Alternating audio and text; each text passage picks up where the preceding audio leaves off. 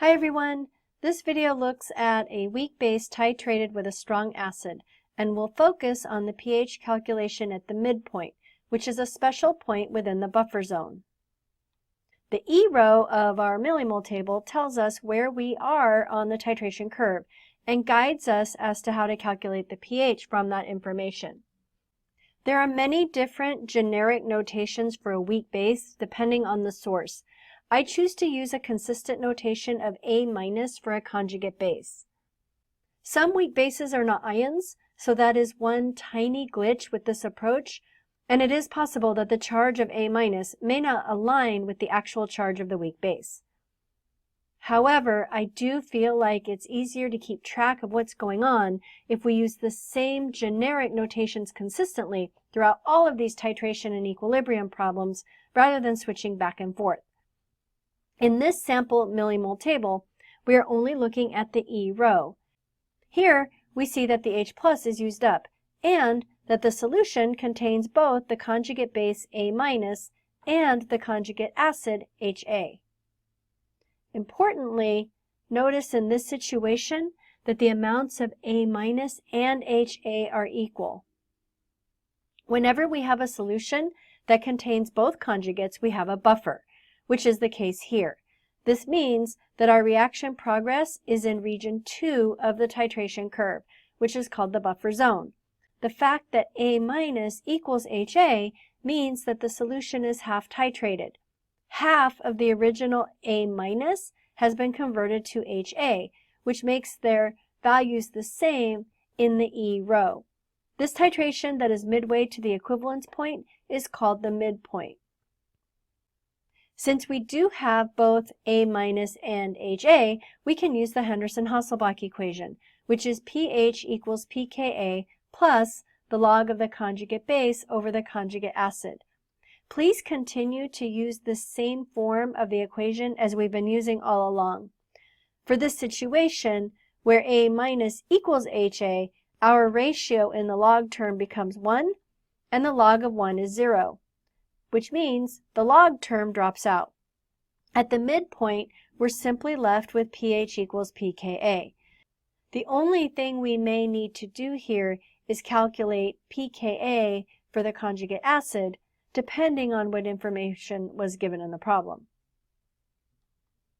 In our example, we see that we have more than 0 mils of titrant, and that tells us that we have to set up a millimole table. Our reaction is conjugate base A- reacting with the titrant H+ to form the conjugate acid HA. The rows are I, C, E, initial change and end, and our units are millimoles. We need to calculate the millimoles of the A- and the H+ to enter into this table. For A-, we start with 20 milliliters of solution, 20.00 to account for the sig figs, times the molarity of that solution, which is 0.02920 moles of A- per liter of solution. Liters of solution will cancel, and we'll be left with millimoles of A-. We have 4 sig figs in our volume, 4 sig figs in our molarity, and so our millimoles will be rounded to 4 sig figs. Doing the math, 20.00 times 0.02920 rounded to 4 sig figs gives us 0.5840 millimoles of A-. For our titrant, H+, we're starting with 7.30 milliliters of solution times its molarity, which is 0.04000 moles of H+ per liter of solution. Liters of solution will cancel to give us milli and moles. Looking at our sig figs, we have 3 sig figs in our volume, 4 sig figs in our molarity, so these millimoles will be rounded to 3 sig figs. Doing the math, 7.30 times 0.04000 rounded to 3 sig figs gives us 0.292 millimoles of H+. We can enter these values into our millimole table. For A minus, 0.5840, H plus, 0.292, and HA will be 0. We subtract the smaller number from the reactant side, minus 0.292 from the A minus and from the H plus, and we add 0.292 to HA. Looking at the sig figs for the A minus, the decimal places are different, so we have to round to the fewest number, which will be 3 decimal places. When we do that math, 0.5840 minus 0.292, we get 0.292 out to 3 decimal places. The H plus goes to 0, and the HA goes to 0.292.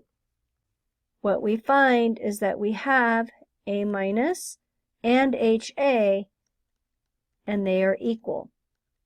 So we are in the buffer zone, but specifically we're at the midpoint.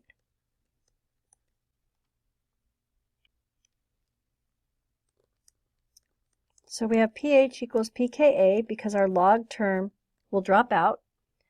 We were given Kb, so we have to calculate pKa. So one way we can do this is to go from Kb to pKb to pKa. In the buffer zone video, I took a different path, and so I'm just going to mix it up a little bit here so you can see another way of going from Kb to pKa. So to get from Kb to pKb, pKb equals negative log of the Kb, which is 1.7 times 10 to the negative 5.